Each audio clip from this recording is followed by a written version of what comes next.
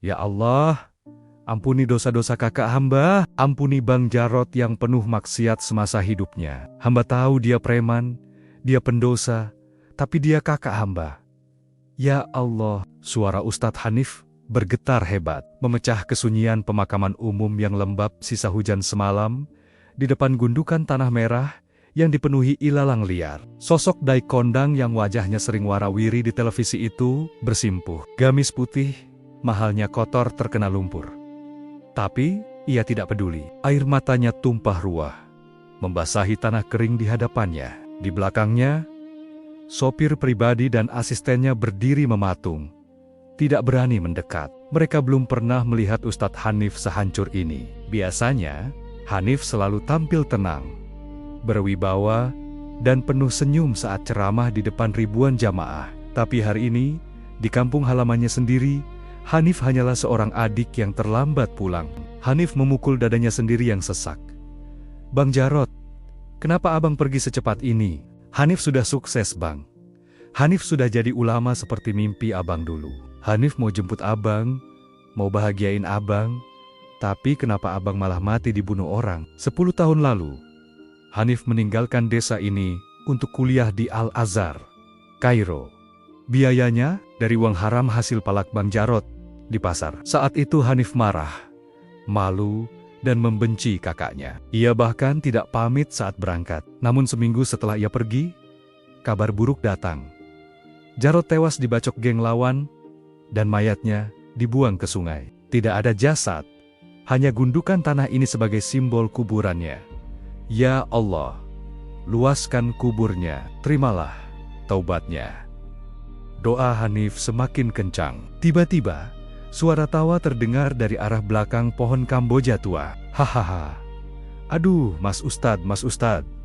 Hanif terhenti. Ia mengusap air matanya kasar dan menoleh tajam. Di sana, Mbah Yoto, kakek tua penjaga makam, sedang menyapu daun kering sambil tertawa geli. Rokok linting terselip di bibirnya yang keriput. Hanif berdiri, sedikit tersinggung. Mbah Yoto, kenapa Mbah tertawa? Saya sedang mendoakan kakak saya. Apa ada yang lucu dari kematian? Mbah Yoto menggeleng, mematikan rokoknya di tanah. Bukan kematiannya yang lucu, Gus.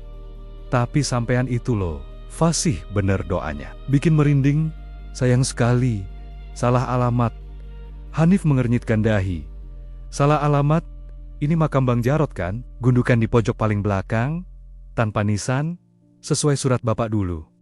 Iya, bener. 10 tahun lalu, warga emang bikin gundukan ini buat syarat supaya arwah Jarot tenang. Tapi setahun kemudian, gundukan ini longsor kena banjir. Terus tanahnya saya pakai buat ngubur si Embek, kambing saya yang mati keracunan singkong karet. Wajah Hanif memerah padam, antara malu, marah, dan bingung. Jadi selama ini saya menangisi kambing, persis. Malaikat pasti bingung mau nyatet pahala buat siapa. Canda Mbah Yoto santai. Lutut Hanif lemas. Ia terduduk kembali di akar pohon Kamboja. Jadi, di mana makam Bang Jarot yang asli, Mbah? Apa jasadnya benar-benar hanyut di sungai dan tidak pernah ditemukan? Apa kakak saya mati tanpa kuburan? Mbah Yoto berhenti tertawa. Wajah tuanya berubah serius. Ia menatap Hanif dengan sorot mata yang dalam, seolah menimbang-nimbang apakah Hanif siap menerima kebenaran. Siapa bilang kakakmu mati, Nif? Jantung Hanif seakan berhenti berdetak. Dunia di sekitarnya berputar. Maksud Mbah? Bang Jarot? Masih hidup? Mbah Yoto menghela napas panjang, lalu menunjuk ke arah bukit kecil di ujung desa. Di sana, di antara rimbunnya pohon bambu, terlihat atap sebuah bangunan tua yang gentengnya sudah banyak melorot dan berlumut. Itu Masjid Al-Ikhlas. Masjid tua peninggalan zaman Belanda yang dulu terkenal angker dan sering dipakai tempat maksiat para pemuda mabuk. Orang yang kamu cari ada di sana, kata Mbah Yoto pelan. Dia bukan mati, Nif.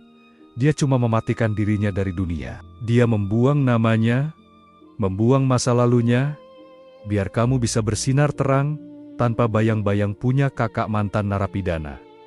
Hanif terpaku.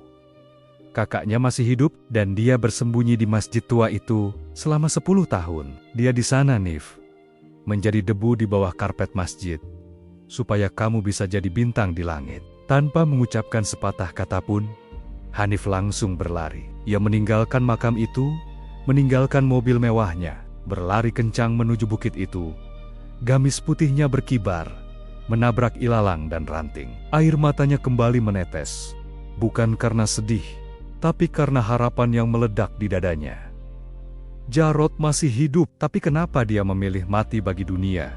Napas Hanif memburu saat ia mendaki jalan setapak berbatu menuju Masjid Tua Al-Ikhlas. Keringat membasahi punggungnya, merusak penampilan rapinya yang biasa ia jaga di depan kamera, tapi ia tidak peduli. Pikirannya hanya satu, Jarod.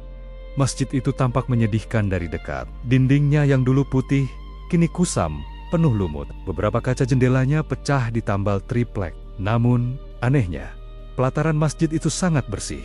Tidak ada daun kering satupun, seolah disapu setiap jam. Hanif melangkah masuk ke serambi tanpa alas kaki. Dinginnya ubin tegel tua menyapa kulitnya. Suasana sangat sunyi, hanya ada suara angin dan gesekan kain pel. Serak, serak, serak. Hanif mengintip dari balik pilar kayu jati besar di pintu utama. Jantungnya berdegup kencang. Di dalam ruangan utama yang remang-remang, seorang pria kurus dengan pakaian sangat lusuh sedang mengepel lantai. Pria itu memakai kaos partai bekas yang sudah bolong di bagian punggung dan celana kain cingkrang yang warnanya sudah pudar. Rambutnya gondrong tak terawat, diikat karet gelang seadanya. Pria itu mengepel dengan cara yang aneh. Ia tidak berdiri tegak, melainkan menyeret satu kakinya. Seret, dug, seret, dug. Setiap kali ia melangkah, tubuhnya miring drastis ke kanan. Kaki kanannya cacat permanen, bengkok kaku seperti bekas patah tulang yang tidak diobati dengan benar. Hanif menutup mulutnya, menahan isak tangis. Ia mengenali punggung itu. Meski kurus kering, itu punggung kakaknya. Punggung yang dulu sering menggendongnya saat Hanif kecil kelelahan pulang sekolah. Tiba-tiba, pria itu berhenti mengepel. Ia menegakkan tubuhnya, mengangkat wajahnya ke arah kiblat, dan mulai melantunkan ayat suci sambil tetap bekerja. Ar-Rahman, Alamal Quran, Khalaqal Insan, Alamahul Bayan. Hanif terpaku di tempatnya. Itu surah Ar-Rahman. Suara itu serak, berat, seperti suara orang yang kerongkongannya rusak karena terlalu banyak menelan asap rokok dan debu jalanan. Tidak merdu seperti Qori internasional, tapi bacaannya sempurna, tajwidnya, makhrajnya, getarannya, itu bukan hafalan biasa. Itu adalah lantunan seseorang yang Qur'annya sudah mendarah daging. Bagaimana mungkin? Bang Jarod dulu bahkan tidak hafal Al-Fatihah dengan benar. Bang Jarod dulu benci suara azan. Sekarang, preman pasar itu melantunkan ayat Tuhan dengan level hafalan seorang hafiz, sambil menyeret kaki pincangnya membersihkan rumah Allah. Syadaqallahul Azim. Pria itu mengakhiri bacaannya, mencium lantai masjid, lalu berbalik badan hendak mengambil ember. Saat itulah, mata mereka bertemu. Pria lusuh itu terlonjak kaget hingga ember pelnya terguling. Air tumpah, membasahi lantai yang baru saja ia keringkan. Wajahnya yang penuh bekas luka bacok dan brewok tebal, memucat saat melihat sosok Hanif berdiri di pintu dengan gamis putih bersih. "Hanif!" bisik pria itu. Suaranya tercekat. Tanpa aba-aba, pria itu Jarod langsung membalikkan badan dan berusaha lari. Ia malu. Ia tidak mau adiknya yang suci melihat kondisinya yang seperti sampah. "Jangan lihat, pergi!" teriak Jarod sambil menyeret kakinya yang pincang secepat mungkin menuju pintu belakang. "Bang Jarod, tunggu!" Hanif berlari mengejar. Jarod berusaha lari, tapi kakinya yang cacat mengkhianatinya. Ia tersandung karpet masjid dan jatuh tersungkur keras. "Brok, pergi Nif, pergi. Jangan sentuh aku. Aku najis, aku kotor." Jarod berteriak histeris sambil menutupi wajahnya dengan tangan yang kasar dan hitam. Hanif tidak peduli. Ia menerjang maju dan langsung memeluk tubuh kakaknya yang bau keringat dan apek itu. Ia mendekap erat Jarod yang meronta-ronta di lantai masjid. "Gak bang, abang gak kotor, Hanif yang kotor." Hanif yang buta mata hati, Hanif menangis. Meraung-raung di bahu kakaknya. Gamis putih mahalnya kini kotor oleh debu lantai dan air mata. Jarod berhenti meronta. Pertahanannya runtuh. Ia merasakan pelukan adiknya. Pelukan darah dagingnya yang sudah 10 tahun. Ia rindukan dalam diam. Tangis pecah di antara dua saudara itu, menggema di dinding masjid tua yang menjadi saksi bisu pertobatan sang preman. Pertemuan ini membuka luka lama sekaligus harapan baru. Tapi pertanyaan besar masih tersisa. Apa yang sebenarnya terjadi 10 tahun lalu hingga Jarod menjadi pincang dan memilih hidup sebagai hantu masjid? Dan kenapa ia tega membiarkan keluarganya mengira ia sudah mati? Suasana masjid mulai tenang. Hanif duduk bersila di lantai, berhadapan dengan Jarod. Jarod masih menunduk, menyembunyikan wajahnya yang penuh parut luka lama. Ia menarik-narik ujung kaosnya yang bolong, berusaha menutupi kakinya yang cacat. Merasa tidak pantas duduk sejajar dengan adiknya yang seorang ulama besar. "Kenapa, Bang?" tanya Hanif pelan. Matanya bengkak. "Kenapa abang biarin kami ngira abang mati? Bapak meninggal 2 tahun lalu," sambil nyebut nama abang dalam penyesalan. "Ibu sakit-sakitan, mikirin abang." Jarod tersentak mendengar kabar bapak sudah tiada. Air mata meleleh di pipinya yang kasar. "Itu yang terbaik, Nif." Suara Jarod parau. 10 tahun lalu, waktu aku dibacok geng sebelah, aku emang hampir mati. Aku dibuang ke sungai. Kakiku hancur ditebas parang. Tapi Allah belum mau nyabut nyawaku. Aku nyangkut di akar pohon, ditemuin sama Mbah Yoto. Jarod menatap langit-langit masjid. Mbah Yoto yang ngerawat aku di gubuknya, 6 bulan aku nggak bisa jalan. Cuma bisa ngesot kayak bayi. Waktu itu aku marah sama Tuhan. Aku pengen mati aja, tapi tiap malam aku dengar Mbah Yoto ngaji. Hatiku yang keras, kayak batu rasanya ditetesin air. "Terus kenapa abang nggak pulang?" desak Hanif. Jarod menatap Hanif lekat-lekat. "Gimana aku mau pulang, Nif? Waktu itu kamu baru lulus di Kairo. Namamu mulai dikenal orang. Bapak bangga banget sama kamu. Kalau aku pulang dengan kondisi cacat, mantan napi, preman pasar, aku cuma bakal jadi aib buat kamu. Orang-orang bakal bilang, 'Lihat tuh, Ustadz Hanif adiknya preman cacat.' Aku nggak mau noda hitamku nempel di jubah putihmu, Nif." Hanif terdiam. Dadanya sesak bukan main. Ternyata selama ini kakaknya berkorban perasaan demi menjaga nama baiknya. Jadi aku minta Mbah Yoto rahasiain semuanya. Aku minta dia bilang ke warga kalau mayatku hanyut. Aku pilih tinggal di masjid tua ini. Di sini sepi. Nggak ada yang kenal aku. Aku janji sama Allah, sisa hidupku yang busuk ini mau aku pakai buat bersihin rumahnya. Siapa tahu dengan ngepel lantai masjid tiap hari, dosa-dosaku yang setinggi gunung bisa sedikit luntur. Jarod tersenyum getir. Dan ternyata Allah Maha Baik. Nif, di sini aku belajar ngaji. Awalnya susah. Lidahku kaku. Otakku bebal. Tapi aku punya banyak waktu. Siang aku ngepel, malam aku ngafal. 1 ayat sehari. 10 tahun, Nif. Akhirnya preman bodoh ini bisa hafal 30 juz. Walaupun tajwidnya mungkin masih belepotan. Hanif menangis lagi. Ia meraih tangan kakaknya yang kasar dan menciumnya. "Tajwid abang sempurna, Bang.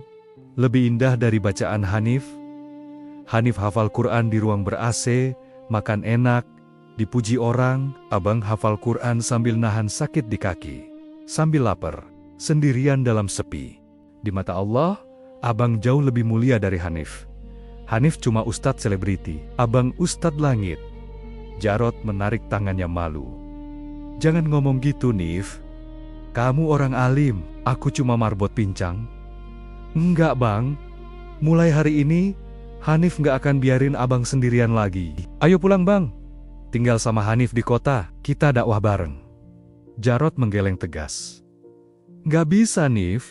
Rumahku di sini, masjid ini butuh aku. Siapa yang mau ngurus masjid tua di tengah hutan gini kalau bukan aku? Lagian, aku nggak pantes masuk duniamu yang terang benderang. Tapi Bang, pulanglah. Nif, jadilah ulama yang benar. Jangan sombong. Ingat, di atas langit masih ada langit, dan jangan lupa doain abang biar istiqomah di sini sampai mati beneran. Hanif tidak bisa memaksa. Ia tahu watak keras kakaknya, tapi Hanif juga punya rencana lain. Ia tidak akan membiarkan mutiara ini terpendam selamanya di dalam lumpur. Jarod menolak ikut ke kota karena merasa dirinya aib. Namun, Hanif tidak menyerah. Di hari Jumat besok, ada acara tablik akbar besar di desa itu, di mana Hanif diundang sebagai penceramah utama. Hanif akan melakukan sesuatu yang nekat di depan ribuan orang. Hari Jumat tiba, lapangan desa penuh sesak oleh ribuan jamaah. Panggung megah didirikan, benar besar, bertuliskan tablik akbar bersama Ustadz Hanif Al-Hafidz, terpampang di mana-mana. Warga desa bangga putra daerah mereka pulang kampung sebagai bintang. Di belakang panggung, panitia sibuk melayani Hanif. Makanan enak, minuman segar, kipas angin, tapi wajah Hanif terlihat gelisah. Matanya terus mencari-cari ke arah pinggir lapangan. "Pak Ustadz, 5 menit lagi naik panggung ya," kata panitia. Hanif mengangguk. Ia kemudian berbisik pada asistennya. "Sudah dijemput?" "Sudah, Ustadz," tapi beliau nolak turun dari mobil. Beliau malu karena pakaiannya jelek. Hanif tersenyum tipis. Bawa dia ke belakang panggung sekarang. Paksa kalau perlu, tapi sopan. Saat Hanif naik ke atas panggung, ribuan orang bertepuk tangan. Hanif memulai ceramahnya dengan suara merdu. Ia bicara tentang taubat, tentang kasih sayang keluarga. Jamaah terhanyut, banyak yang menangis, namun di tengah ceramah, Hanif tiba-tiba berhenti. Ia terdiam cukup lama, hingga suasana menjadi hening dan tegang. "Hadirin sekalian," suara Hanif bergetar. "Kalian memanggil saya Ustadz. Kalian mencium tangan saya. Kalian memuji jubah saya yang putih bersih. Tapi tahukah kalian, di mata Allah, mungkin saya tidak ada apa-apanya dibanding seseorang yang ada di sini hari ini." Hanif menunjuk ke arah tangga panggung. "Saya ingin mengundang seseorang naik ke sini. Seseorang yang selama 10 tahun ini, kalian anggap sampah, kalian anggap hantu, bahkan kalian anggap sudah mati." Dari arah tangga, asisten Hanif memapas seorang pria pincang. Jarod. Jarod mengenakan gamis putih baru yang disiapkan Hanif, tapi wajahnya menunduk dalam-dalam. Ia gemetar hebat, berdiri di depan ribuan orang. Warga desa mulai kasak kusuk. "Loh, itu kan si Jarod preman. Katanya udah mati, kok pincang?" Hanif merangkul bahu Jarod di tengah panggung. "Bapak Ibu kenal dia?" "Iya, ini Jarod, kakak kandung saya. Dulu kalian mengenalnya sebagai preman pasar, tapi hari ini saya bersaksi di depan Allah." Hanif melepas sorban mahalnya, lalu memakaikannya ke kepala Jarod. Ia juga melepas jubah kebesarannya dan menyampirkannya ke bahu Jarod yang kurus. Hanif kini hanya memakai baju koko biasa. "Hari ini saya bersaksi bahwa kakak saya ini, Jarod, adalah seorang hafiz Quran 30 juz yang menjaga Masjid Al-Ikhlas seorang diri selama 10 tahun. Saat saya tidur nyenyak di hotel, dia mengepel lantai masjid sambil menangis memohon ampunan Allah. Bang, tolong bacakan surah Ar-Rahman buat mereka bang, biar mereka dengar suara pertobatan abang." Bisik Hanif di telinga Jarod. Jarod menangis. Tangannya gemetar memegang mik. Ia melihat wajah-wajah warga desa yang dulu membencinya. Tapi kini, di samping adiknya, ia merasa ada kekuatan baru. Jarod menarik napas, lalu mulai melantunkan ayat suci Ar-Rahman. Alam Al-Quran, suara serak dan berat itu menggema lewat sound system raksasa. Tidak ada teknik vokal yang canggih, tapi getaran rasa takut dan harap kepada Allah begitu kuat terasa. Satu lapangan hening. Tidak ada yang bersuara. Perlahan, isak tangis mulai terdengar dari para jamaah. Bahkan Pak Lurah dan para sesepuh desa meneteskan air mata. Mereka mendengar ketulusan yang telanjang, bukan pameran keahlian. Selesai membaca, Jarod hendak turun panggung karena malu, tapi Hanif menahannya. Hanif mencium tangan kakaknya di depan umum. "Mulai hari ini, jangan panggil dia preman, panggil dia Ustadz Jarod. Dia guru saya, dia yang mengajarkan saya bahwa kemuliaan bukan terletak pada sorban dan ketenaran, tapi pada hati yang hancur karena dosa, lalu bangkit mencintai Allah." Warga desa berdiri, memberikan tepuk tangan penghormatan sambil menangis. Jarod, Si preman pasar yang dulu dilempari batu, hari ini dipeluk oleh doa-doa. Sejak hari itu, Masjid Tua Al-Ikhlas tidak lagi sepi. Warga berbondong-bondong datang untuk sholat berjamaah dan belajar mengaji pada Ustadz Jarot. Bangunan masjid direnovasi gotong royong. Hanif kembali ke kota dengan hati yang ringan. Ia meninggalkan mobil mewahnya di desa untuk operasional masjid. Ia pulang naik bus umum. Tapi rasanya ia adalah orang paling kaya di dunia. Ia telah menemukan kembali kakaknya dan menemukan kembali makna keikhlasan yang sempat hilang tertutup popularitas. Sahabat, jangan pernah meremehkan pendosa yang bertaubat. Bisa jadi air mata penyesalan mereka lebih dicintai Allah daripada tasbih orang yang merasa suci. Masa lalu seseorang mungkin kelam, tapi masa depannya masih suci. Apakah cerita ini menyentuh hatimu? Jika ya, tekan tombol like dan share agar semakin banyak orang yang tidak memandang rendah orang lain. Subscribe sekarang untuk kisah inspiratif lainnya.